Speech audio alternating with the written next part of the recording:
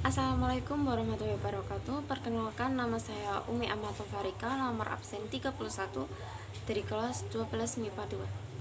Pada kesempatan kali ini saya akan membahas tentang dualisme kepemimpinan yang ada di Indonesia.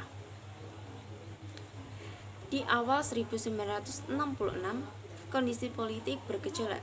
Soekarno diprotes keras karena G30S dan perekonomian yang memburuk. Puncaknya pada 11 Maret 1966, demonstrasi mahasiswa secara besar-besaran terjadi di depan Istana Negara.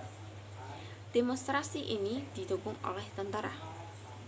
Menteri atau Panglima Angkatan Darat Letnan Jenderal Soekarno pun meminta agar Soekarno memberikan surat perintah untuk mengatasi konflik apabila diberi kepercayaan.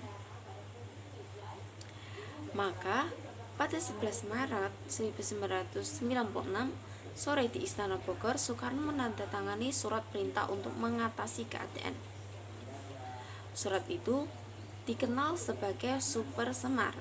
Isinya Soekarno memerintahkan Soeharto untuk mengambil segala tindakan yang dianggap perlu untuk terjaminnya keamanan dan ketenangan serta kestabilan jalannya pemerintahan dan jalannya revolusi, serta menjamin keselamatan pribadi dan kewibawaan pimpinan presiden, panglima tertinggi, pemimpin besar revolusi, mandataris MPRS, demi untuk keutuhan bangsa dan negara Republik Indonesia, dan melaksanakan dengan pasti segala ajaran pemimpin besar revolusi. Terus mengadakan koordinasi pelaksanaan perintah dengan panglima-panglima angkatan lain dengan sebaik-baiknya, supaya melaporkan segala sesuatu yang bersangkut paut dalam tugas dan tanggung jawabnya seperti yang disebutkan di atas tadi. Super Semar bertujuan mengatasi situasi pada saat itu.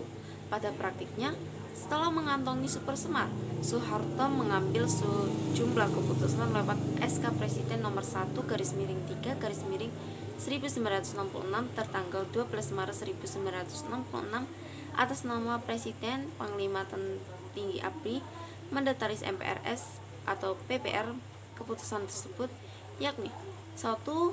Pembubaran PKI beserta ormasnya dan menyatakannya sebagai partai terlarang. Yang kedua, penangkapan 15 menteri yang terlibat atau mendukung G30S. Yang ketiga, pemurnian MPRS dan lembaga negara lain dari unsur PKI dan menempatkan peranan lembaga itu sesuai UUD 1945. Soekarno yang diasingkan tak bisa berbuat banyak, sementara Soeharto mendapat kekuasaan yang semakin besar.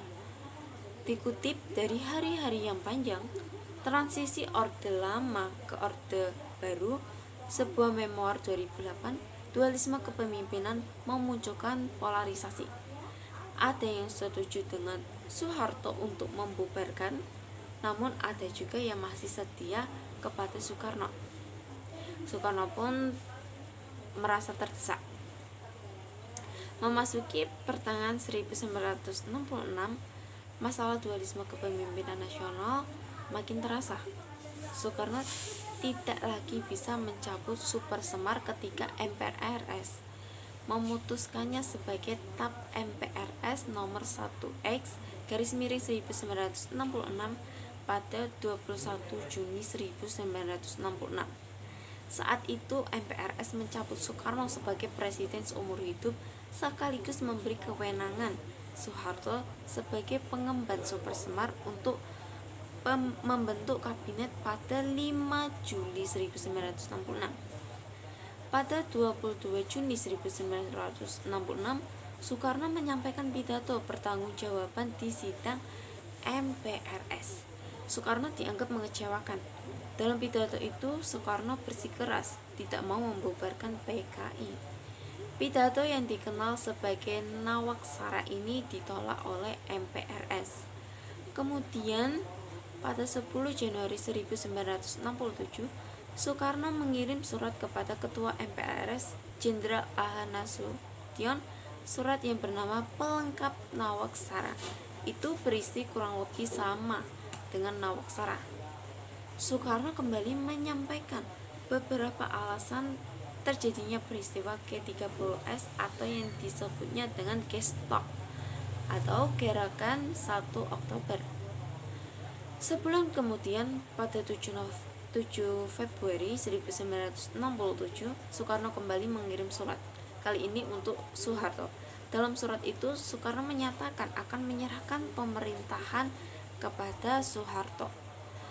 Penyerahan kekuasaan itu terjadi pada 22 Februari 1967. Soekarno menyampaikan kepada menteri-menteri di Istana Merdeka. Malam harinya, Menteri Penerangan BM Diah membacakan pengumuman Soekarno.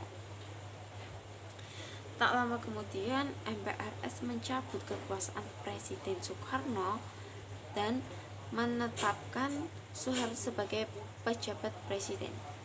Ketetapan itu tertuang dalam TAP MPRS nomor 33